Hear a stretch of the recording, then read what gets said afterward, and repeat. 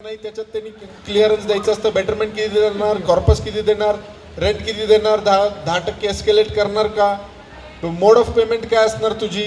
नंतर आम्हाला जे ऑल्टरनेट अकोमोडेशनच्या वेळेस डिपॉझिट भरावं लागणार आहे, तर डिपॉझिट बेअर करणार का, आमचे शिफ्टिंग चार्जेस बेअर करणार का, करणार तर किती करणार, आमचं जे काही आम्हाला पहिल्या महिन्याचं ब्रोकरेज भरावं लागेल कुठं भाड्याच्या घरात जायच्या वेळेस ते तू बेअर करणार का, करणार तर किती रुपये, परत लिव्ह अँड लायसन्स ॲग्रीमेंटचा खर्च करणार का, परत नवीन जी स्टॅम्प ड्युटी GST और एनी लिगल एक्सपेन्सेस जे काही आहेत ते सगळे तू बेअर करायचे असं आपण टेंडरमध्ये टाकलेलं असणार आहे. त्यांनी तिथं यस म्हणणं अपेक्षित असणार आहे आपल्याला.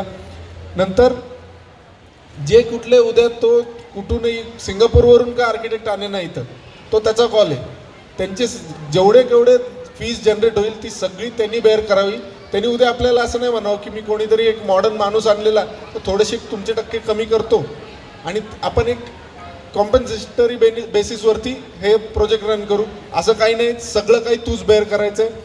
नंतर प्रोजेक्ट कम्प्लिशन पिरियड आपण त्याच्याकडून लिहून घेतो की त्यांनी जे इथं मेन्शन करेल त्याच्यावरतीच सगळं काही गणित फिरेल. नंतर जे प्रोजेक्ट मॅनेजमेंट कन्सल्टंट म्हणजे आमची जी फीज आहे ती त्यांनी बेअर करणं अपेक्षित आहे, ते सुद्धा त्याच्यात इथं आपण टाकून देतो की त्यांनी बेअर करावी म्हणून. मग रेसिडेन्शियल टू कमर्शियलचं प्रोपोजिशन काय असणार आहे, जे आपण आत्ता 80-20 म्हणून चाललो आहे त्या 80-20नीच तो कॅल्क्युलेट करतोय का 70-30चं कॅल्क्युलेशन आहे का 90-10 वरतीच त्याला परवडणार आहे. मग त्याच्याकडून ऑफरमध्येच लिहून घेतो की कसे त्याचे ऑफर्स असणार आहे. नंतर बँक गॅरंटी तो किती प्रपोज करू शकतो त्याचं आपण उत्तर लगेच मागून घेतो.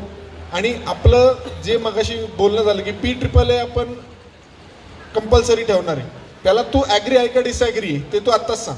नंतर पुढे गेल्यावरती मला ते मान्यच नव्हतं वगैरे वगैरे असं काही चालणार नाही. नंतर जर कुठली एखादी सब कंपनी असते म्हणजे तुमची जर का पॅरेंट कंपनी असेल तर त्यांच्याकडून काही गॅरंटी घेऊन देणार का ते आपण विचारून घेतो. नंतर floor to floor height minimum 10 foot पाहिजे आपल्याला, त्याला ॲग्री करतोय का उगाच आपली फ्लोर टू फ्लोर हाईट दाबून टाकली तर आपल्याला एक प्रशस्त हाईटची बिल्डिंग घर पाहिजे असणार आहे. नंतर एक्स्ट्रा कॉमन ॲम्युनिटीजची लिस्ट आपण मागवतो त्याच्याकडून, ते अटॅचमेंट्स देतात आपल्याला इंडिव्हिज्युअलसाठी पण आणि सिंगल फ्लॅटसाठी पण काय नक्की होणार. परत तू या बिझनेसमध्ये किती वर्ष आहे हे विचारतो, किती प्रोजेक्ट्स कंप्लीट केलेत, किती स्क्वेअर फूट डिलिव्हर केलं आहे, आत्ता ऑनगोईंग किती प्रोजेक्ट्स आहेत. मगाशी जे आपल्याला डिस्कशन झालं की जर लेट केला 36 महिन्यांपेक्षा तर तुला काय पेनल्टी आम्ही लावायची, ती पेनल्टीसुद्धा इथंच लिहून घेतो आपण. म्हणजे ऑफरमध्ये सगळं काय आलेलं असतं. जे आपल्याला प्रश्न पडतात ना, हे झालं काय, हे झालं तर काय, ते झालं तर काय, तर ऑफरमध्ये सगळं काय आपण मागवूनच घेतो. आणि त्याच्या बाहेर जर तुम्हाला काही सुचलं तर सांगा, आपण अजून ॲड करू. आणि उद्या जर का नियम बदललेच तर बदललेल्या नियमाचा फायदा सोसायटीलाही मिळावा असंही आपण क्लॉज इथं कव्हर करून घेतो. त्याच्यावरून त्याचं उत्तर लगेच आपल्याला भेटतं. मग नंतर काही गोष्टी पुढे टेक्निकल स्पेसिफिकेशन्स टेंडरमध्ये असे भरपूर आहेत, ते आता डिस्कस जास्त करण्यासारखे नाही आहे की बाबा आपल्याला फ्लोरिंग काय पाहिजे, कुठली पाहिजे ते आपण लिहून दिलेलं आहे. विट्रिफाईड टाईल्सचे सायझेस दिलेले आहेत, आपण ब्रँड्स दिलेले आहेत. मग तुम्ही ते जेव्हा टेंडर वाचून घ्याल तेव्हा तुम्हाला कळेल की कुठले कुठले ब्रँड्स आपण मेन्शन केले. तुम्हाला जर वाटत असेल की ते ब्रँड आपल्याला नकोच आहेत, त्याच्यापेक्षा काहीतरी भारी पाहिजे किंवा त्याच्यापेक्षा काहीतरी सेकंड ब्रँडसुद्धा चालणार आहे, तो पूर्णपणे सोसायटीचा कॉल असणार कारण तुमचं घर असणार आहे ते उद्याचं. सो सगळे मटेरियल स्पेसिफिकेशन, पेंट कसा करायचा आहे आपल्याला आपण त्यात टाकून दिलेलं आहे, पेंटची कंपनी कुठली वापरायची ते आपण सगळं टाकून दिलेलं आहे. इलेक्ट्रिकल कन्सिल्ड वायरिंग कुठली करायची आहे त्याचं 1.5 स्क्वेअर MM डायमीटर असलेलं पाहिजे लाईटिंग सर्किटचा, आणि पॉवर सर्किटला 2.5 स्क्वेअर MM डायमीटर. म्हणजे एवढ्या बारीक लेवलला जाऊन आपण सगळं डिटेल्ड टेंडर केलेलं आहे. उद्या ह्याच्यात जरी कुठं सापडला तरी तो ब्रीच ऑफ कॉन्ट्रॅक्ट पकडला जाऊ शकतो. परत कुठले केबल्स कंपनी यूज करायचे त्यांनी. नंतर किचनमध्ये डॅडो टाईल्स जे आहेत ते आपण आजच्या जर बांधकाम बघितलं तर जवळजवळ आय लेवलला 7 फुटावरतीच डॅडोचे टाईल्स असतात आणि त्याच्यावरती जी भिंत असती तिथं जर आपण एक्स्ट्रा तडका दिला तर वरची भिंत काळांतराने झिजत जाते, तिथं मसाला लागून. तर आपण काय म्हणतो की आमच्या किचनला डॅडो टाईल्स हे अप टू सिलिंग हाईट पाहिजे, जेणेकरून का उद्या फक्त पोछा मारला क्लीन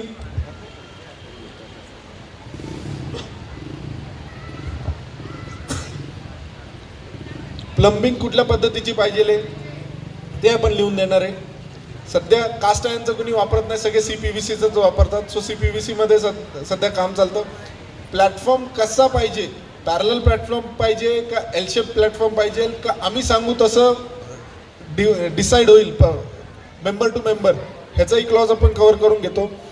मग नंतर किचनमधले इलेक्ट्रिकल मॅक्सिमम पॉईंट्स लागतात आपल्याला. मग वॉटर फिल्टरचा पॉईंट लागतो आपल्याला ओव्हनचा पॉईंट लागतो, फ्रीजचा पॉईंट लागतो, अजून मिक्सर ग्राइंडरचा पॉईंट लागतो. हे सगळे पॉईंट मग एका वेळी सगळं कवर झालं पाहिजे, नाही तर ह्याचं पॉईंट काढा, मग दुसरं वापरा, दुसरं काढा, तिसरं वापरा. इनफ पॉईंट्स आपण किचनमध्ये सुद्धा मागून घेतो. नंतर बेडरूम्समध्ये जरा प्रशस्त अशा बेडरूम्स पाहिजेत, त्यातल्या खिडक्या चांगल्या तर चांगल्या ओपनिंगच्या पाहिजे, ग्रँड ओपनिंगवाल्या. त्यातल्या त्यात UPVCच्या पाहिजे, कारण UPVCच्या विंडोज ह्या आपल्याला बऱ्यापैकी साऊंड प्रूफ देतात. हेच जर का आत्ता जे आपल्याकडे असतील कोणाच्या घरात तर ते ॲल्युमिनियमच्या जर असल्या त्याच्यातून तुम्हाला जाणवतं की बाहेरचा आवाज इझिली आत येतो. पण हेच UPVCमध्ये गेलात तर 90% साऊंड इन्सुलेशन अनुभवता येतं. म्हणजे हेच जर का समजा पुढचं जो मेट्रो जाण्याचा जो स्क्रिचिंग साऊंड आपल्याला येतो तो सुद्धा ब्लॉक करण्याची कॅपॅसिटी आहे त्याच्यात. नंतर आपल्या बाथरूममध्ये काय असावं, टॉयलेट्समध्ये काय असावं, पहिले तर अँटी स्किड टाईल्स हे तर बेसिक आहे, आता हे कुणीही देतं. ते अँटी स्किड टाईल्ससुद्धा जरा प्रीमियम क्वालिटीचे पाहिजे. वॉलचे डॅडो टाईल्सचे डायमेन्शन्स पण दिलेले आहेत. टॉयलेटमध्ये इलेक्ट्रिक पॉईंट पाहिजे. परत आपलं जे टॉयलेट असणार आहे, जर कोणी डिमांड केलं असं आपण स्टँडर्ड तसंही टाकणार आहे. त्यातल्या त्यात कुणी बॅरियर फ्रीचं टॉयलेट डिमांड केलं. बॅरियर फ्री म्हणजे काय असतं, एखादा व्हीलचेअर रिडन माणूस असेल, त्या व्हीलचेअरसुद्धा त्या बाथरूममध्ये जाता येते. त्याचा दरवाजा तितका मोठा ठेवला जातो बाथरूमचा, जो 2.5 फुटाचा दरवाजा असतो जनरली बाथरूमचा, तो 2.5 फुटाचा न करता तो 3-3.5 फुटाचा केला जातो, ज्याच्यातून का व्हीलचेअर आरामात आत जाते. नीट ते बाथरूम वापरता येतं, व्हीलचेअर गोल फिरते. काळांतराने प्रत्येकजण म्हातारा होणार आहे, प्रत्येकजण कधी ना कधी व्हीलचेअरवरती जाणार आहे, म्हणून ही काळाची गरज असू शकते. त्यासाठी हे बॅरियर फ्री डिझाईन्सचे कन्सेप्ट आलेले आहेत, जेणेकरून का आंघोळ करताना बसून आंघोळ करता आली पाहिजे, त्याचंही तिथं प्रोव्हिजन असते. परत टॉयलेट सीटवरती बसलेलं असताना ग्रॅबरेल्स असतात, तुम्हाला उठताना त्रास नाही व्हावा ह्याचं सगळ्याचं बारीकरित्या हे केलेलं असतं, काळजी धरलेली असती. परत जी बेसिन आहे, बेसिनपाशी तोंड धुवायला जरी उभं राहिलं तरी काही लोकांना बेसिनचा सपोर्ट घ्यावा लागतो. बेसिनच्या ऐवजी त्याला पण ग्रॅबरेलनी पकडून उभं राहायची प्रोव्हिजन असते. परत टॉयलेट्समध्ये पॅनिक बटनचा पण वापर केला जातो. छोट्या छोट्या गोष्टी असतात, पण उद्या एखादा घसरून पडला एजेड व्यक्ती तर आपल्याला कळतच नाही की तो घसरून पडला आहे, आणि त्याला ते फर्स्ट एड लवकर भेटलं तर काहीतरी सेव्हिंगचे चान्सेस असतात. 3-4 तास निघून जातात, मग कळतं की तो घसरून पडला होता आणि वाईट गोष्टी घडतात. त्यासाठी पॅनिक बटनचं एक प्रोव्हिजन असते. परत जे टॉयलेटचा दरवाजा असतो त्याला एक छोटीशी काचेची स्लिट दिली जाते, जेणेकरून का ती ब्रेक करून आत जाता येतं. उद्या काय असं झालंच तर, कारण आतून तर बंद असतो, दरवाजा तोडावा लागतो, त्यापेक्षा काचेची स्लिट तोडली त्यातून आपल्याला ऑपरेट करता येतं. परत पॅसेजेस कसे पाहिजे आहेत, आपलं जेवढं काही कॉमन युटिलिटीचा एरियाज असणार आहे त्या कॉमन युटिलिटीच्या एरियाजमध्ये कॉमन गोष्टी म्हणजे आपल्याला जे काही वायफाय कनेक्शन पाहिजे घरात. परत उद्या जर का आपला जो MCB असतो, मेन बोर्ड, स्विच बोर्ड असतो, हे सगळे काही जे काही अख्ख्या घराला गव्हर्न करतं त्याचे सगळ्याचे पॉईंट्स हे फक्त पॅसेजमध्ये टाकावे. म्हणजे उद्या बाहेरचा जरी व्यक्ती आला त्याला बेडरूममध्ये जाऊन इन्व्हर्टरचं काम करावं लागतंय असं काही नको, ते सगळं पॅसेजमध्येच युनिट्स काढून घ्यायचे. नंतर बाल्कनीमध्ये बऱ्यापैकी आता आपल्या हायराईज जाणारे म्हटल्यावरती बाल्कनीची जी रेलिंग हाईट आहे ती रेलिंग हाईट 4-4.5 फुटावरती असणं जास्त फायद्याचं राहील. आपलं 20व्या मजल्यावरती तर 4.5 फूट असावी असं काही लोकांचं म्हणणं असतं. त्यातल्या त्यात चांगलं पिजन नेटनी कव्हरिंग असावं, कारण आपल्याकडे कबुतरांचा त्रास असतोच असतो. त्यामुळे ह्या काही बेसिक गोष्टी आहेत, मी फक्त हे वरवर सांगतोय.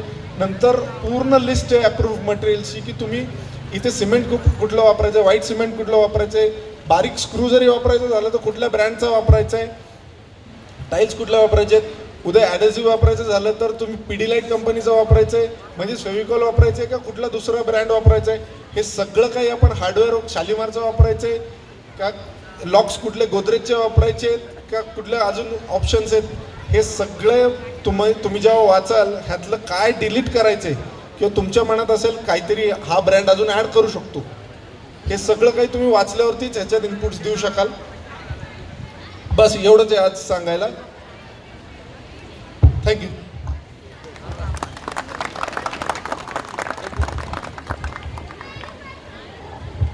हॅलो.